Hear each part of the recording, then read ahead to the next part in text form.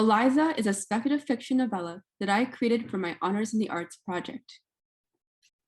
In this story, I am interested in exploring the mediated body of you.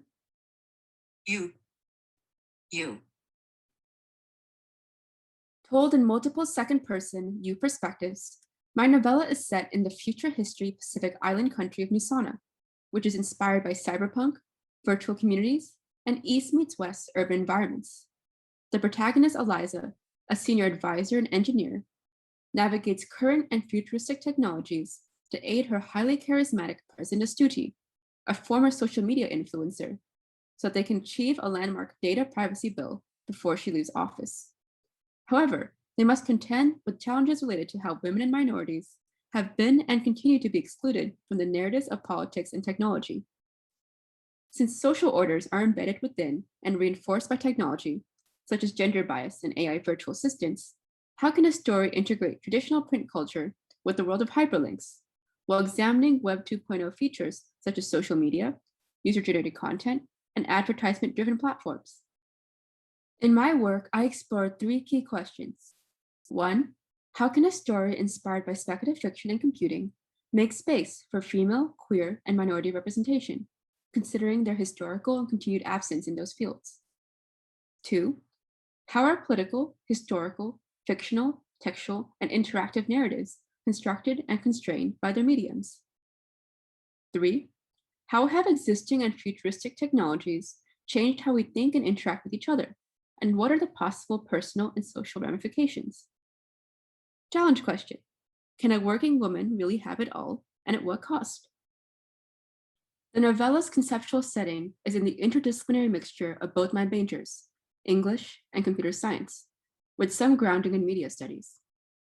This includes the rich history of speculative fiction in women, as authors and characters, and the rich history of computing in women, as creators and users, and also how both fields have historically overlooked their contributions and are still working to remedy this issue. This also includes the rise of you in second-person fiction and user-generated media, the increased overlap of personal and private lives, and the context collapse of the audiences of individuals, small groups, and a larger collective. Likewise, static and interactive forms of writing, individual versus computed texts, and how these forms often overlap in the spectrum of interactive storytelling and game development, which a future iteration of my project will delve into more strongly. Overall, I hope to draw upon aspects from all three fields, thus erasing the line between them. Why does this matter?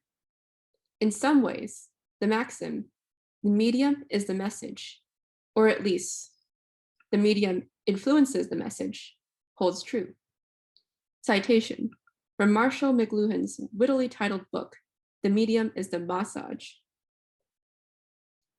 Media helps inform and shapes the subjective worlds that we inhabit. And so the patterns of depiction in media and its structure are frequently the ways that we imagine the world is actually organized. In my story, this manifests in how media representations change voter behavior and their self-identification with corporate and government figures, especially with my female and queer central characters. Here are a few snapshots from my novella's first section, which I designed to be similar to the intro sequence of a choose-your-own-adventure interactive story, where you're introduced to all the main characters.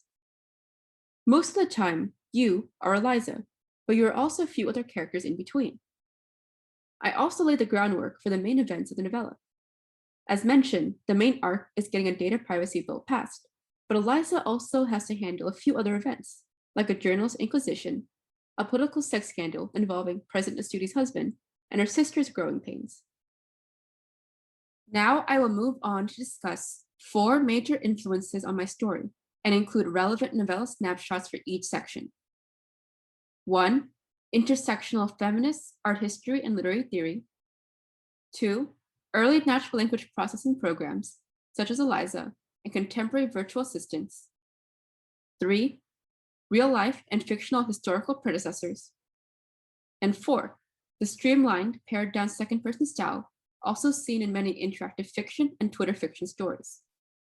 Number 1, I will lightly discuss a contemporary art sculpture in the context of historian and theorist Anne Anlin Cheng's essay Ornamentalism, because it is an excellent visual metaphor for how my novella manifests purposeful contradictions along the lines of SF critic Darko Suvin's concept of cognitive estrangement.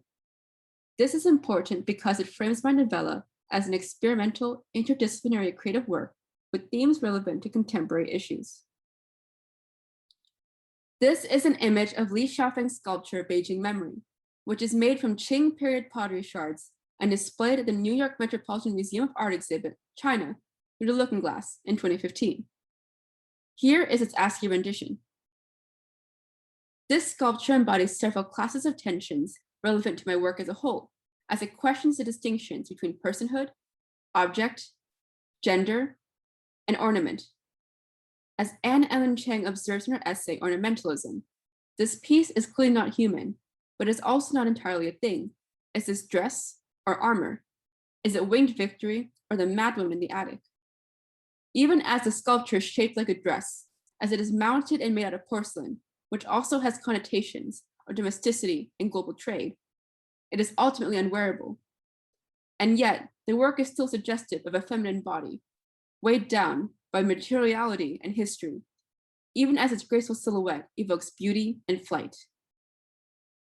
Darko Suvin, one of the foundational theorists of SF, science fiction, speculative fiction, fantasy, and so on, describes SF as the literature of cognitive estrangement, which encourages new ways of thinking about human society by framing a what-if hypothesis that challenges the status quo. Similarly, this sculpture, like my novella, asks us to confront our preconceptions through a strangely new what-if artwork that deliberately reveals and deconstructs the seams between its themes through purposeful contradictions. For one example, I set out to create a futuristic world with new, more invasive technologies, such as Flickr islands that support digital messaging from just looking, the standard capabilities of a modern-day phone like scrolling through a feed, and also taking snapshots and videos from your literal point of view.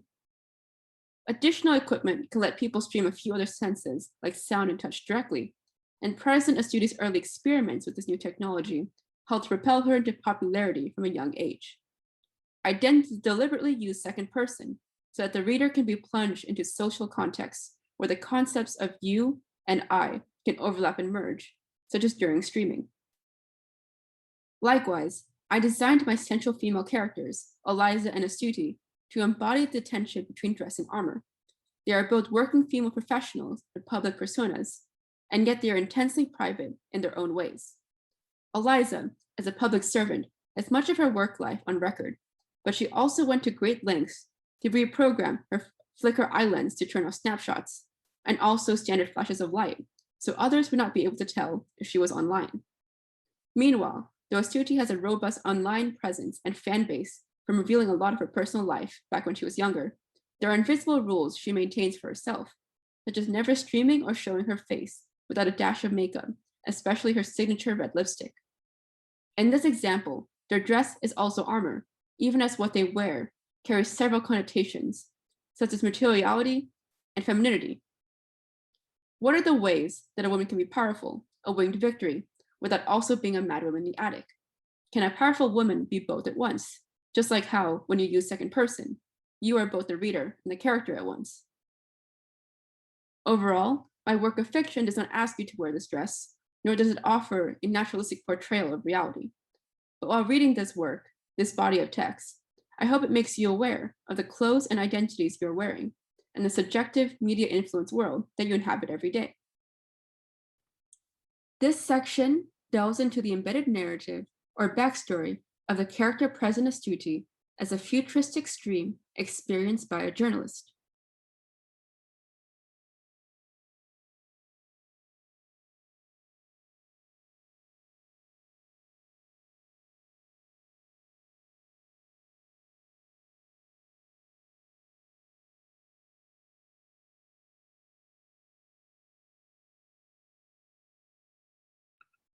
Number 2, early natural language processing programs, such as Eliza, and contemporary virtual assistants. My main character, Eliza, is partially inspired by the early natural language processing computer program ELIZA, created by Joseph Weizenbaum in 1964 to 1966. This was a test of whether a computer program could mimic the speech patterns of a Rogerian psychotherapist, who centers the conversation on the patient/user and intentionally repeats phrases that the patient/user says. It was not Weizenbaum's intention, but his test subjects became very attached to Eliza, even requesting privacy as they spoke with her. It made me wonder, what do we reveal to machines in our devices, in online searches and mental health chatbots such as Robot, and commercial AI-powered virtual assistants? Examples of virtual assistants include Siri, Alexa, and Cortana. They are trained to support and reinforce consumerism in their interactions with users, and they also often have female voices. Since these virtual assistants are attentive to their users' every need, do not have their own personhood to refuse requests, and will apologize even if errors are caused by the user, this reinforces stereotypes of women as subservient.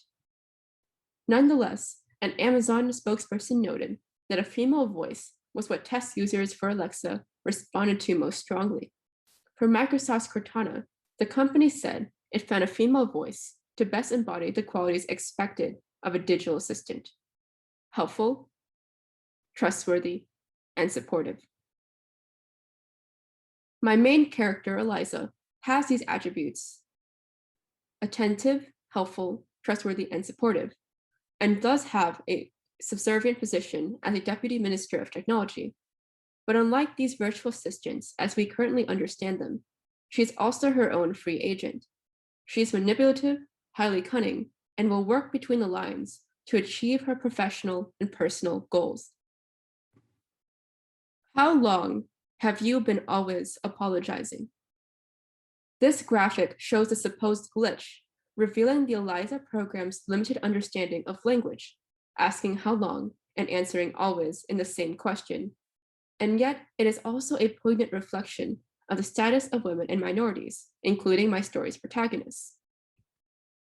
Not all glitches are errors. In this set of snapshots, the protagonist Eliza works around her ineffective boss, the official minister of technology, to get the bill actually written.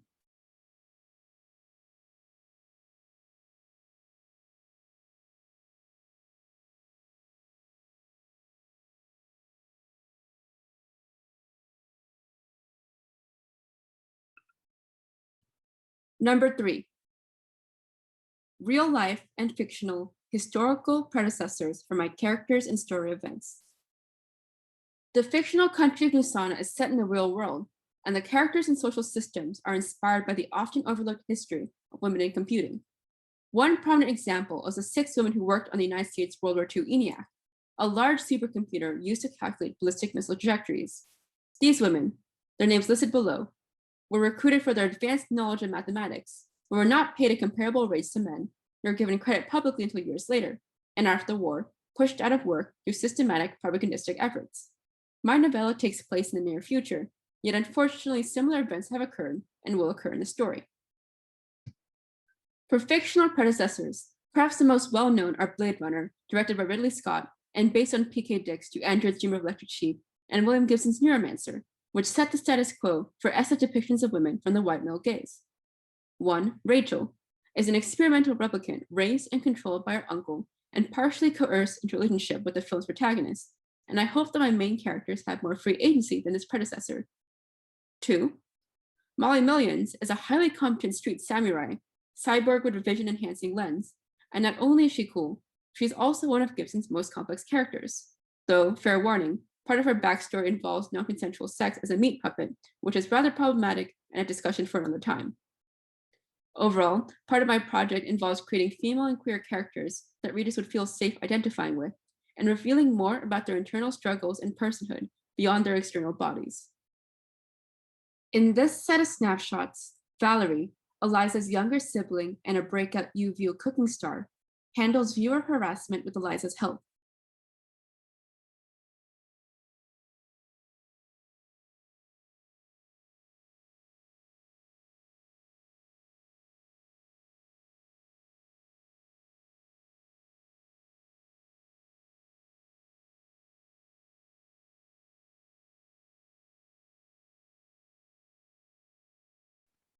Many amazing stories and tech articles grounded my novella, but the formal qualities are directly inspired by the succinct, crisp lyrical lines and high connotation to word ratio in Porpentine's Twine interactive fiction piece, With Those We Love Alive, and Jennifer Egan's short story Black Box, written on Twitter for The New Yorker. These stories are reminiscent of the clear and direct style of technical manuals, and they are also written in the second person to explore how the word you can refer to any reader, a specific in-story character, and also a collective body of readers. This final set of snapshots depicts a Flickr stream that has glitched, forcing Eliza to experience a Stuti stream from an out-of-body perspective that collapses both their identities together.